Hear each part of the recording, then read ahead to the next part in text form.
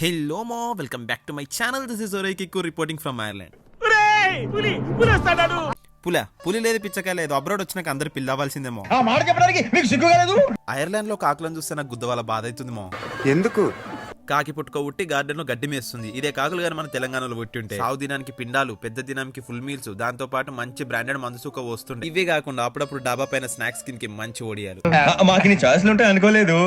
అప్పుడు ఏమైంది? ఇంకా చాలా ఉంది. సో నేను చెప్పేది ఏంటంటే ఈసారి వెకేషన్స్ కి ఇండియా వచ్చేయండి. మా పిండం తినుకుంటా పిచ్చి పిచ్చిగా ఎంజాయ్ చేయొచ్చు. చాలా మంచి డీల్. మన జాతకాలకి ఇంత అదృష్టం మళ్ళీ రాదు. ఈ స్టాచ్యూ ఏ ముహూర్తాన కట్టిరో గానీ ఎప్పుడు చూసినా ఈ నెత్తి మీద పిట్ట రెట్టే ఉంటదేమో. నాకు తెలిసి ఐర్లాండ్ పిట్టలకి పొద్దున్న ఈడి పైన ఒక రెట్టయింది డే స్టార్ట్ అవ్వదని. ఈడి గాని బ్రతుకుంటే నిర్మోమటంగా ఈ స్టాచ్యూని ఈడే వాళ్ళు దింగటోడమో. ఓ కాకి తెలియక పాపం రెట్టేసిన దానికి ఇంత పెద్ద గొడవ చేస్తారా? ఈ స్టాచ్యూ క్లీన్ చేయడానికి ఐరిష్ గవర్నమెంట్ 300 euros ఖర్చు చేస్తుందంటమో. అంటే ఆల్మోస్ట్ 3 కోట్లు. దీనమ్మ ఇన్ని పైసలు ఖర్చు పెట్టే బదులు ఆ నెత్తి మీద ఒక గొడుగు కట్టి పడేయచ్చు కదా. అయ్యో రామా, నాకు ఐడియా తట్టలేదండి. ఆడి స్టాచ్యూకి అంబ్రెల్లా గట్టే సివిల్ ఇంజనీర్ ఓడున్న అర్జెంట్ గా ఫ్లైట్ బుక్ చేసుకుని ఐర్లాండ్ కి వచ్చాను. అంబ్రెల్లా గట్టే కాంట్రాక్ట్ ఇప్పించే బాధ్యత నాది, 3 కోట్లు నీది. నా కొడుకుని నమ్మద్దండి.